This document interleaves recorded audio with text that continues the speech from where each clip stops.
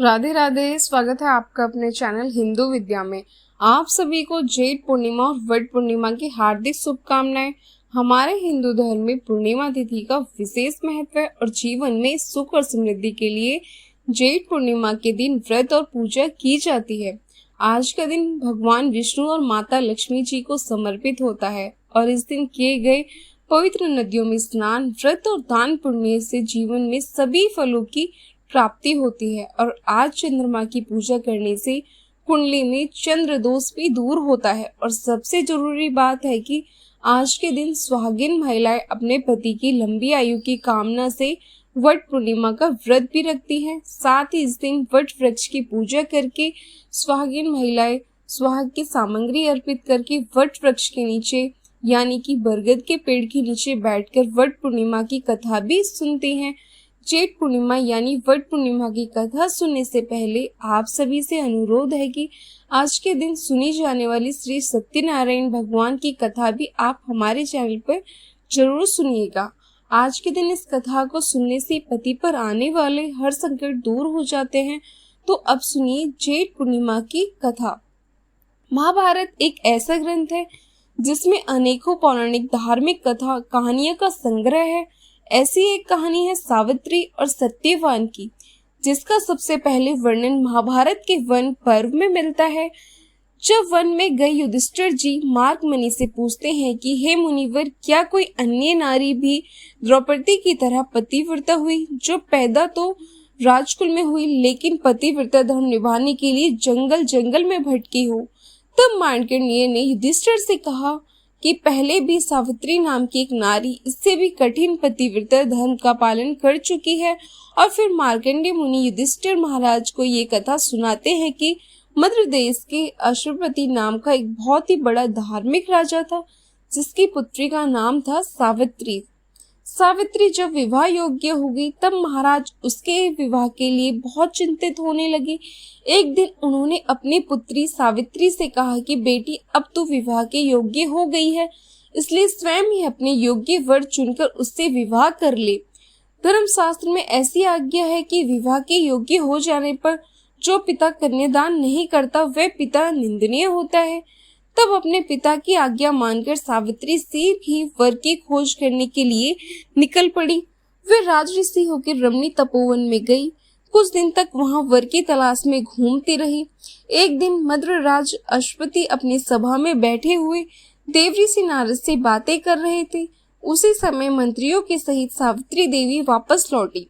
तब राजा की सभा में नारद जी भी उपस्थित थे। नारद जी ने जब राजकुमारी के बारे में राजा से पूछा तो राजा ने बताया कि वह तो अपने वर की तलाश में गई है। इतनी ही देर में राजकुमारी दरबार में पहुंच गई। तब राजा ने उनसे वर के चुनाव के बारे में पूछा।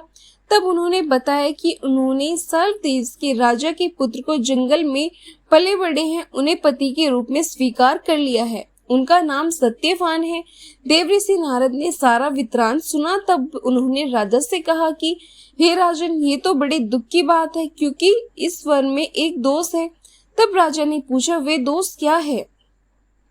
देवऋषि नारद ने बताया कि जो वर सावित्री ने चुना है उसकी आयु कम है, वो सिर्फ 1 वर्ष के बाद ही मरने वाला है।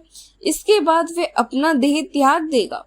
तब राजा ने सावित्री से कोई और वर चुनने के लिए कहा, किंतु सावित्री ने कहा कि पिताजी, कन्यादान एक बार ही किया जाता है, जिसे मैंने एक बार वर्ण कर लिया है। अब मैं उसी से विवाह करूंगी और आप मेरा कन्यादान कर दें। इसके बाद सावित्री के द्वारा चुने हुए वर सत्यवान से धूमधाम से पूरे विधि विधान से विवाह करवा दिया गया। सत्यवान और सावित्री के विवाह को कुछ समय बीता ही था। अब धीरे धीरे वे दिन ब दिन नजदीक आने लगे। जब सत्यवान मरने वाला था, सावित्री एक दिन गिनती रहती और उसके दिल में नारद जी का वचन सदा ही बना रहता। जब सत्यवान की मृत्यु को केवल 4 दिन ही बचे, तब उस दिन सावित्री ने व्रत धारण किया। और जब सत्यवान जंगल में लकड़ियां काटने के लिए जाने लगा, तब सावित्री ने उससे कहा कि मैं भी साथ चलूंगी। तब सत्यवान ने सावित्री से कहा कि तुम व्रत के कारण कमजोर हो रही हो, जंगल का रास्ता बहुत कठिन और परेशानियों से भरा हुआ है, इसलिए यहीं रुको। लेकिन सावित्री नहीं मानी।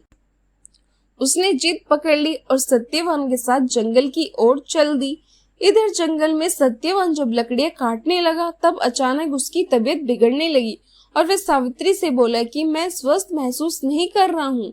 सावित्री, मुझ में यहाँ बैठने की भी हिम्मत नहीं है। तब सावित्री ने सत्यवान का सिर अपनी गोद में रख लिया और फिर वे नारद जी की बात याद करके सोचने लगी और समय का विचार करने लगी। इतने में ही वहां उसे एक बहुत भयानक पुरुष दिखाई दिया जिसके हाथ में पास था और वह भैंसे पे विराजमान था। वे साक्षात यमराज थे। उन्होंने सावित्री से कहा कि तू पतिव्रता स्त्री है, इसलिए मैं तुझसे बात करूंगा। सावित्री ने कहा, आप कौन हैं? तब यमराज ने कहा, मैं यमराज हूँ। और इसके बाद यमराज सत्यवान के शरीर में से प्राण निकालकर उसे पाश में बांधकर दक्षिण दिशा की तरफ चल दिए। सावित्री कहने लगी कि हे यमराज, मेरे पति देव को यहाँ भी ले जाया जाएगा, मैं वहां भी जाऊंगी। तब यमराज ने उसे समझाते हुए कहा कि हे सावित्री, मैं तुम्हारे पति के प्राण नहीं लुटा सकता, इसलिए तुम मनचाहा वर मांग लो। सावित्री ने पहले वर में अपने ससुर की आंखें मांग ली। यमराज ने कहा तथास्तु। वर मांगने के बाद वे फिर पीछे पीछे चलने लगी। तब यमराज ने उसे फिर समझाया और मांगने को कहा कि कोई दूसरा वर मांगो। अब दूसरे वर में सावित्री ने अपने ससुर का खोया हुआ राज्य वापस मांगा। उसके बाद फिर वे पीछे चलने लगी। तीसरा वर मांगा। फिर वर मांगा, मेरे पिता जिनके कोई पुत्र नहीं है उनके 100 पुत्र हो जाए। यमराज ने फिर कहा, सावित्री तुम वापस लौट जाओ, मुझसे कोई और वर मांग लो, लेकिन मेरे पीछे पीछे मत आओ। तब सावित्री ने कहा, हे यमदेव, मुझे सत्यवान से 100 यशस्वी पुत्र हो ऐसा वरदान मुझे दीजिए। यमराज ने कहा तथास्तु। और यमराज फिर सत्यवान के प्राणों को अपने पास में जकड़े हुए आगे बढ़ने लगे। सावित्री ने फिर भी हार नहीं मानी। तब यमराज ने कहा कि तुम वापस लौट जाओ।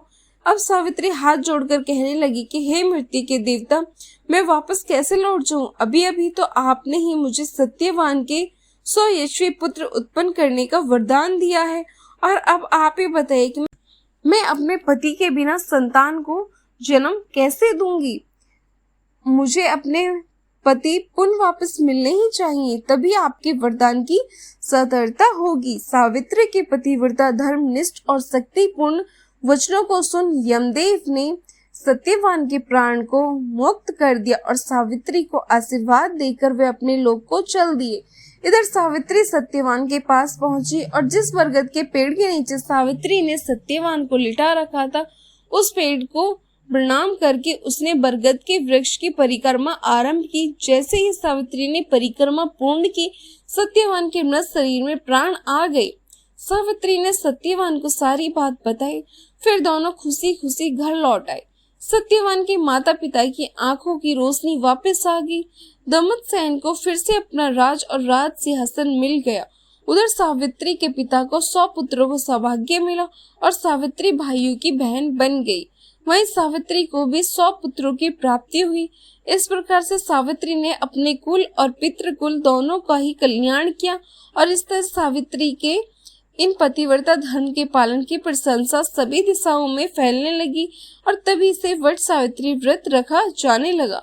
इस प्रकार आज के दिन सच्चे मन से बरगद के पेड़ की पूजा करके परिक्रमा करके जो भी सुहागन महिला इस कथा को पढ़ती या सुनती है, उनके पति पर आया हुआ संकट दूर हो जाता है, उनके पति की दीर्घायु होती है और उनका दाम्पत्य जीवन भी सुख बना रहता है।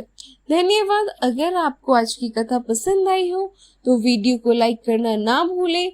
अगर आपने मेरी